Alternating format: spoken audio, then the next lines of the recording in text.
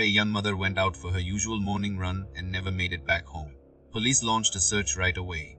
Within hours, they began finding pieces of information that didn't sit right. What started as a local missing person case quickly grew far beyond that, drawing attention from across the country as the details began to surface. Eliza Fletcher was born on November 9, 1987 in Memphis, Tennessee. Her family was well known in the area. Her grandfather owned a private hardware supply company valued at more than $3 billion. But the family wasn't known just for their wealth. They were deeply involved in the community, quietly supporting local charities and giving back in meaningful ways. There was an expectation that Eliza might one day step into the family business, but that was never the path she chose. She wanted to teach. She attended a private high school, went on to study at the University of Memphis, and later earned a master's degree in education. She was driven academically, but she also loved being active. Eliza played soccer in college, enjoyed running, and took part in marathons whenever she could. After finishing school, she began working as a preschool teacher. And it didn't take long for people to see how natural the role was for her. She connected easily with the kids, and they loved her right back. Teaching wasn't just a job, it was something she truly cared about. Eliza was also active in her church, and it was there that she met a man named Richard. They started dating, eventually married, and later had 2 sons together. From then on, her life centered on her boys and the press school where she worked. She and her husband loved being outdoors too. Whenever they could, they went hiking, camping, or took road trips as a family. Running remained a big part of Eliza's routine. Nearly every morning, she'd lace up her shoes and head out. In 2022, at 34 years old, she was training for the Boston Marathon, which meant she was running more often and pushing herself harder. To fit everything in, she started going out around 4 a.m., early enough to finish her run and still be home for breakfast with her family before the day began. On the morning of September 2nd, Eliza woke up before dawn and left for her regular run. Eliza lived near the University of Memphis and often ran through campus in the early mornings. Her usual route was about 4 miles round trip and took roughly an hour to complete. But that morning, something felt off. When her husband woke up and realized she still wasn't home, he sent her a few texts. There was no reply. He tried calling next, but she didn't answer. That alone raised concern. It wasn't like Eliza to ignore her phone. She was scheduled to work an early shift that day, and she was known for being reliable and always on time. As the minutes passed, Richard felt certain something was wrong. Around 7 a.m., he called the police. There was no sign that Eliza had chosen to go anywhere after her run. She'd left with only her phone and a water bottle, nothing else, because she usually stayed close to the university. Police reached out to campus officials and asked them to alert students in case there was a potential safety issue nearby. News of her disappearance spread quickly. Eliza's family was well known in Memphis. Local outlets picked up the story almost right away. Within hours, people across the city were talking about it. Some immediately began speculating about her husband, since spouses are often examined closely in situations like this. His interviews were picked apart, with viewers looking for any sign that something might be off. But investigators had no reason to suspect Richard. Everything pointed to him being at home when Eliza left for her run. At the same time, officers canvassed the area and started collecting surveillance footage along her usual route. Before long, they found video of Eliza running, moving at her normal pace, just as she did every morning. Nothing seemed out of place until they reviewed footage from one camera not far from campus. The video showed Eliza jogging past a parked SUV. Seconds later, a man stepped out, ran toward her, and grabbed her. After a short struggle, he forced her into the vehicle. The SUV sat there for about 4 more minutes before pulling away with Eliza still inside. At that point, investigators knew they were dealing with a kidnapping, and the response quickly ramped up. More officers and resources were brought in, and the goal was simple: find Eliza and find her alive. The suspect had been caught on camera, but the footage wasn't very clear. The image was grainy and the license plate couldn't be read. There wasn't much to go on. Still, as detectives reviewed footage from nearby cameras, they started to notice a pattern. The same SUV had passed Eliza just minutes before the abduction. Going back even further, they saw it moving through the area near the university about 20 minutes earlier. It didn't look random. The vehicle appeared to be circling as if the driver was looking for someone. After spotting Eliza, the driver parked ahead and waited for her to run by. Police released the video to local media, hoping someone might recognize the vehicle or the man inside. They were able to determine the SUV's make and model and noted that one of the tail lights was damaged. Even with that information, tracking it down proved difficult. Around the same time, investigators received another lead. Later that morning, a passerby found a water bottle and a cell phone on the side of the road, about 7 miles from where Eliza had been taken, and turned them into police. It took several hours to confirm they were connected to the case. With help from Eliza's family, detectives confirmed the phone belonged to her. It appeared the kidnapper had tossed the phone and water bottle out of the window while driving. But there was something else. Lying nearby was a pair of men's flip-flops. Police believed they had been thrown out at the same time, which raised questions. Why would someone discard their own shoes? One possibility was that the sandals were stained with blood, and the suspect was trying to get rid of evidence. That led to another thought. If he'd been wearing them barefoot, the flip-flops might carry traces of his DNA. They were sent to the lab for testing as officers continued searching the area. The discovery helped investigators narrow down the route the suspect may have taken and gave them a clearer picture of his movements. But it didn't lead to any immediate answers. Hours went by before detectives finally heard back from the lab. Forensic analysts had managed to pull a DNA profile from the flip-flops, and it matched a record in the FBI database. The DNA belonged to a 38-year-old man named Cleotha Abston. As expected, a match in the system meant he had a serious criminal record. For the first time, investigators had a name, and they immediately shifted their focus to finding him. The next day, Saturday, officers spotted Cleotha driving.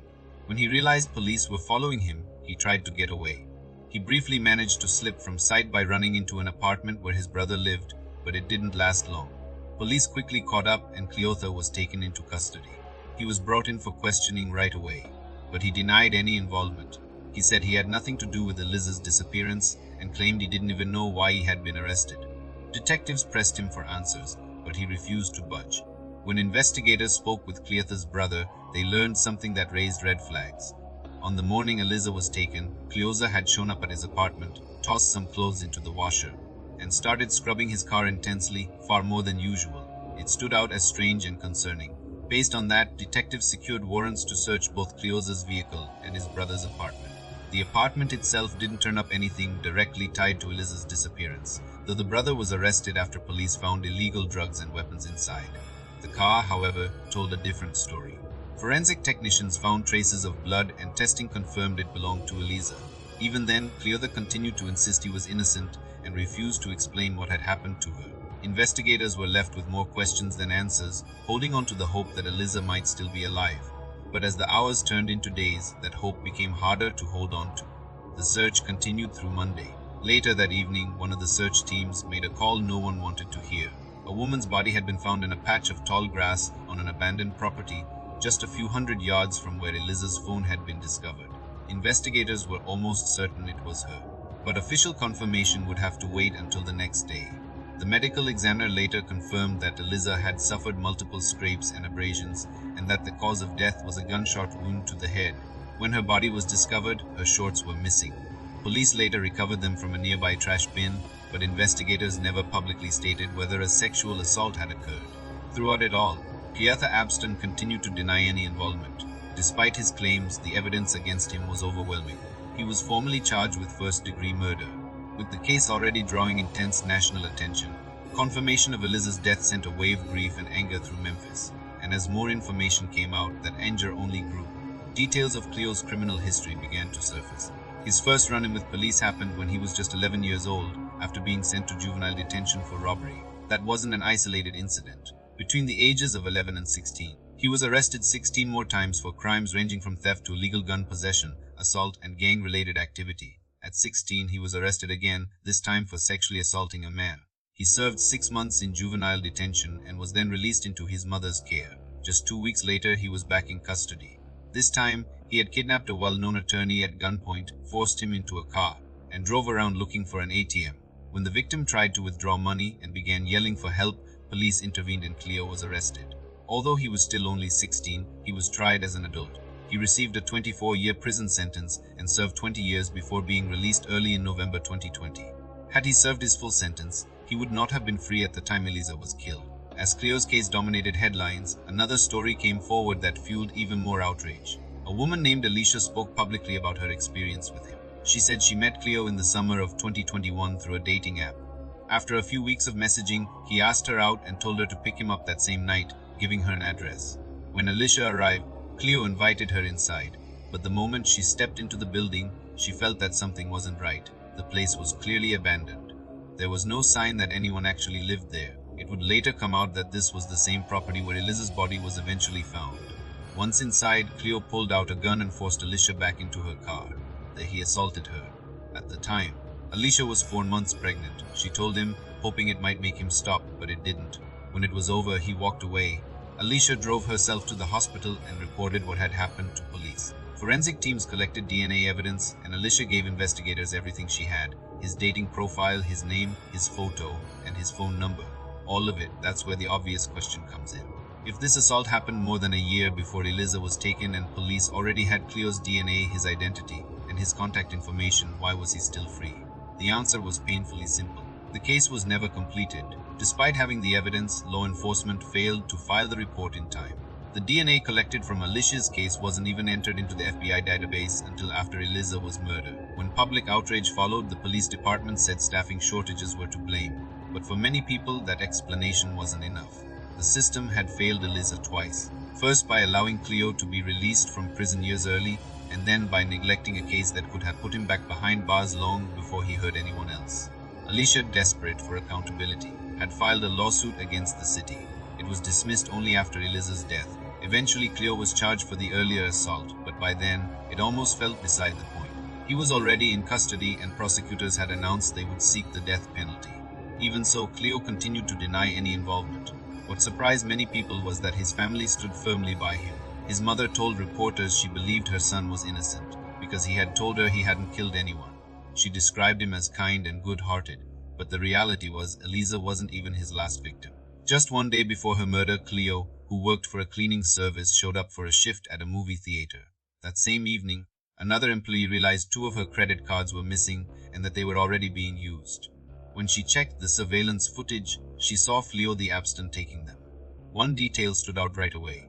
He was wearing the same sandals he would later throw away near Liz's phone and water bottle. Unfortunately, the woman didn't have the chance to report the theft before everything else unfolded. Those charges were only added later after Eliza's murder, becoming part of an already long list of crimes tied to Cleo. He was sent to prison to wait multiple trials. The first was for the assault on Alicia. In May 2024, he was sentenced to 80 years in prison. After that came the case for Eliza's murder. Prosecutors initially sought the death penalty, but eventually Cleo was offered a plea deal. He pleaded guilty in exchange for life in prison without the possibility of parole. After considering the offer, he accepted it. In October 2024, he was formally sentenced, ensuring he would spend the rest of his life behind bars. While he avoided execution, the outcome at least guarantees he can never harm anyone again. For many, the case became another painful example of a system that failed to act through early release and years of missed opportunities, allowing a dangerous person to remain free despite clear warning signs. In Eliza's memory, thousands of people later gathered to run the same route where she had been taken, completing the run she never had the chance to finish. What are your thoughts on this case? Do you feel justice was done?